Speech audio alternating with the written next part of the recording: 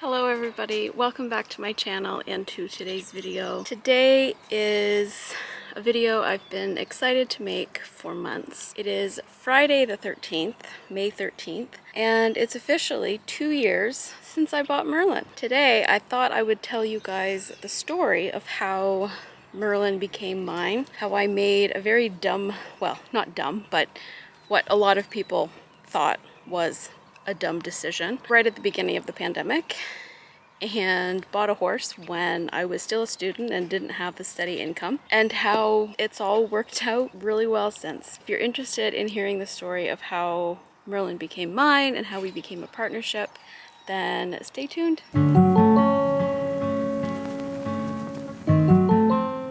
Despite the fact that it is only May, we are currently having a heat wave here in Ontario. It's been 27 degrees plus the last like 3 or 4 days. Today it was 32. It's later in the evening now, so it's gone down. It's like 27 or 28, but it's not as hot because the sun has gone down, or the sun isn't directly overhead. And tomorrow it's going to be just as hot, which is fabulous. So I'm in shorts and a tank top. I came out tonight with no other goal than to spend time with my horse. I think when you get started under saddle, it's really easy to focus so much on the riding and progressing, but I really want to keep myself in check and remember that the experiences with Merlin that I cherish the most are the ones that happen out of the blue, or those sort of, it's going to sound woo-woo, but those moments of connection. I've never felt that sort of connection with any other horse this strongly, and I thought that it would be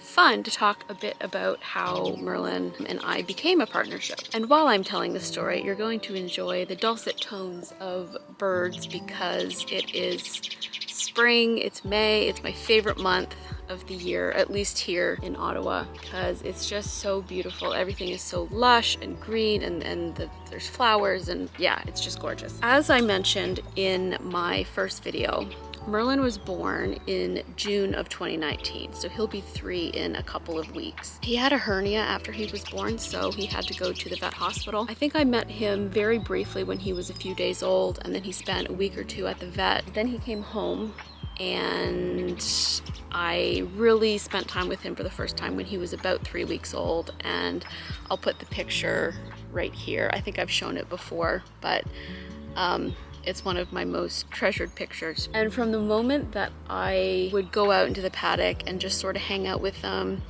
and his other buddy, I don't know, I just felt this kinship with him. And while I felt super strong connections with horses in the past, like who I would call my other heart horse, who I'll talk a bit about in a future video, Chic, who was my childhood pony, I had never felt that sort of instant, as weird as it sounds, I know it sounds woo-woo, but I'd never really felt that sort of instant connection with any other horse before. But obviously I was completing my master's degree, and there was no way that, you know, I was going to be able to afford a horse. He almost sold in the fall of 2019, and it just didn't work out. So the spring came and he came up for sale again. In January of 2020, I sort of reevaluated what I wanted to do with my life. For the longest time, I had wanted to go all the way through academia, become an English professor, travel the world, blah, blah, blah, blah, blah. I had this really sort of romanticized notion of academia in my head, and that's exactly what it was, an idea. And the more that I got deeper into grad school and realized that the stress that I felt related to grad school was never going to end, because it would continue into a PhD and then into trying to find jobs. If you're familiar with academia, you know that it's a ruthless place and there aren't a lot of jobs available. So I sort of reevaluated and said, okay, I'm not going to do a PhD, I'm going to do something else. I guess that made me sort of reconsider what I could and couldn't do. I ended up getting a dog. I actually don't know if I've talked about my dog yet. He is a beautiful 2-year-old Cavalier King Charles Spaniel named Bingley. I named him after Mr. Bingley from Pride and Prejudice, because as much as I am a horse girl, I'm also a complete book nut.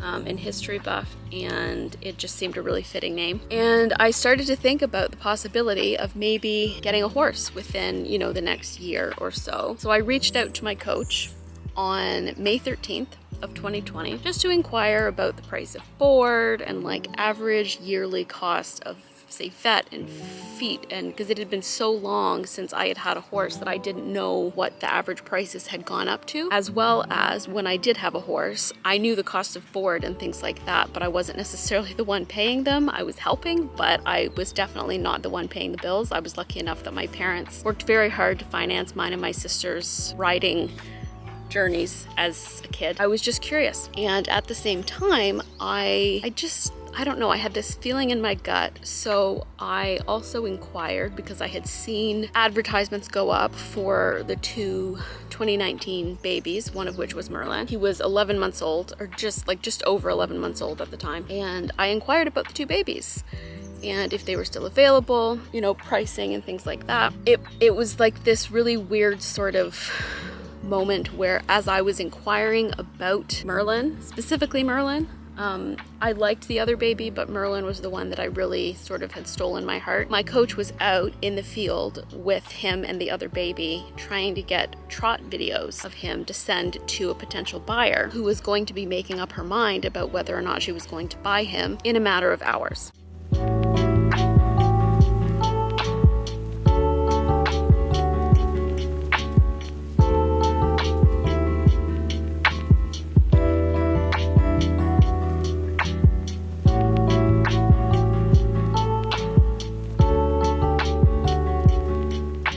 I had this sort of moment where I went, oh my God, like this is my dream horse. I'm never gonna get an opportunity like this again because I have a really good relationship with his breeder and we were able to do a payment plan type thing, so I didn't have to pay the whole amount up front. Every single part of me was telling me no, not to do it. I had friends and family who were supportive, but were also saying, like, you're still a student, you don't have a steady job, how are you going to pay board, how are you going to do it? For the first time in I don't even know how long, I listened to my heart rather than my head, and 3 or 4 hours after I messaged my coach asking about the price of board, I was driving out to the barn, a proud new horse owner. Now keep in mind, this was the first time that I had been out at the barn in just under 2 months because it was COVID, and I don't know what it was like where you live at the beginning of the pandemic, but horse owners, leasers, things like that were not considered essential to the health and happiness of the horse. So for nearly 2 months, no one was allowed out to the farm besides sort of essential workers, so staff members, vets, farriers, things like that. And that was really hard. I was coming out to the barn having not been around a horse in 2 months. So the only thing that really guided my purchase was the feeling that I had had around him for the last year, or almost year. Interestingly, I didn't have that sort of instant buyer's remorse that a lot of people have when they make a big decision like buying a horse or a car or a house. Here he is. Hi! I didn't have that sort of buyer's remorse right away. I had it about 2 weeks after I bought him when I panicked thinking, oh my God, what the hell have I done? When I walked out to the paddock, I was lucky enough that my coach came with me and caught the moment that he became mine on video. I'll insert that right here.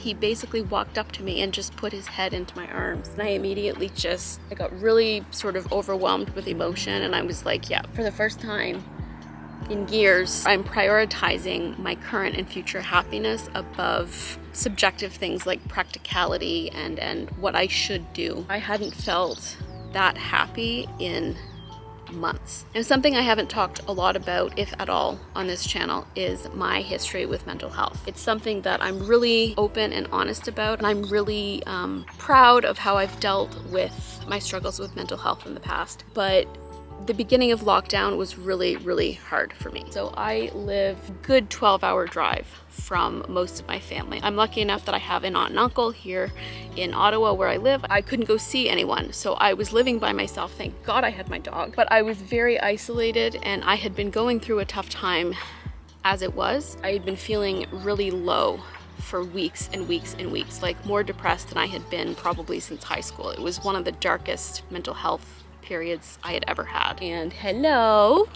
look who's come to join me. Hi, sir. Hi, baby. Basically, I had been going through one of the darkest, oh my God,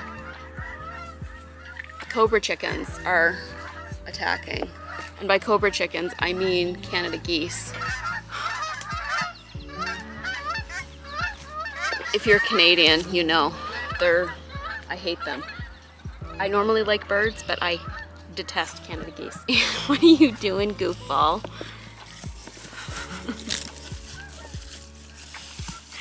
Gonna go for a walk to get some grass? Yeah.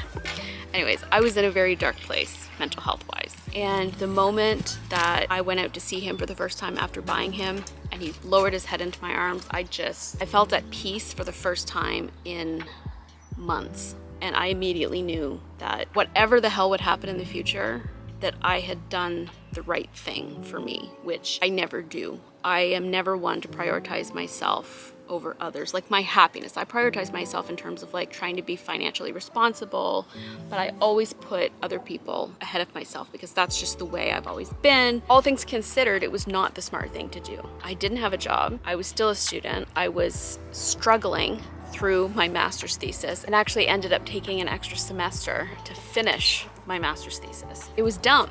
Like, if you would ask anyone, logically, it was dumb, but I made it work. I was really lucky that I had enough of an income to cover my basic expenses, and then I became a working student, I became a part-time working student, so part of Merlin's board was covered. A month after I bought him, after he turned a year old, I put him on outdoor board, which is significantly cheaper than indoor board. I officially paid him off 2 months ago, so he's now 100% mine. Yeah, that's the story of how Merlin became mine. I thought it would be nice to sort of talk about how we became a pair on the day that celebrates our 2-year anniversary together. This just shows sort of how we have...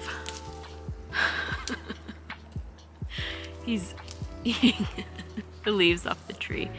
He comes, I'm sitting sort of behind their water, out of reach, but he's come and he's just hanging out with me. Funniest thing was, I remember getting out here after buying him and my coach looking at me and saying that it was like the weirdest horse sale she had ever done. And it's very much true because it was very sort of spontaneous, but also not, because from the moment that I met him, I wanted him to be mine. Like, I wanted him. I just never thought it could be a reality. And with some encouragement from both myself, but also loved ones and friends, I did it. I took the plunge, and here we are 2 years later, and we're beginning our under-saddle journey together. And if I have anything to do with it, he's never going anywhere. He's gonna be with me for life. So I thought to celebrate 2 years together, we would go on a little hike together. So I want to take him on a hand walk backfield where he's normally turned out in the summer, and we're just gonna go on a little walk, have some grass, and I might try to take some pretty pictures. I don't know, I just want to do something to celebrate 2 years together. You really don't care, do you? Hi. So this is something that we did a lot last year, was just to go on walks together at night, like especially at sunset. We would take him out and we would just go for a little hand walk when the horses are turned out back here. Normally if they're in their front paddock, I'll just walk back and he'll follow me. But because this is the first time this year that we're going, I just put his rope halter on. And the thing about these walks is I let him guide where we're gonna go. If I take a step forward and he wants to stay here, that's fine. His summer coat is finally almost through. A little bit more winter coat to get out, but he's finally sort of at his shininess, which is nice. He's so beautiful in the summer. And my goodness, he is filling out. He looks like a proper horse now.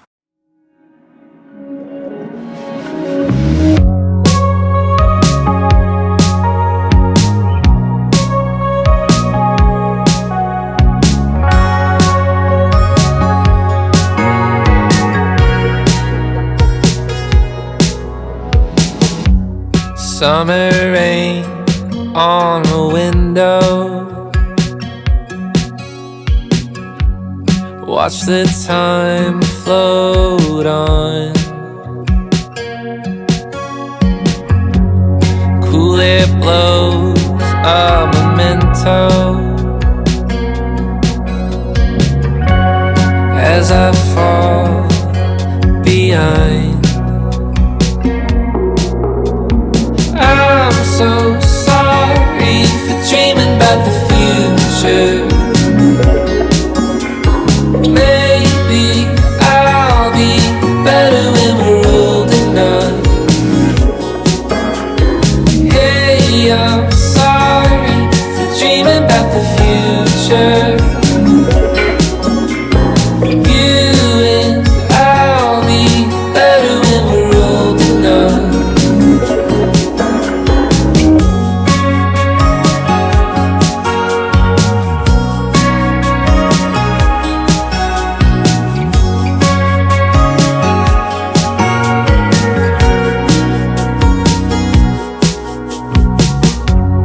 Take apart all the good things, stripped away what's there to do. So many times I tried, but I just don't remember. I'm so sorry for dreaming about the future. Just finishing up our walk. I wanted to take him all the way back into the back field, which goes along that tree line, but he started to seem a little anxious away from his friends, so we made it all the way down to the entrance to the field, and he stayed nice and chill. So we'll keep doing some walks like this, and hopefully soon enough, within a few weeks, I'll be able to get him out hacking, and many more adventures planned for this summer.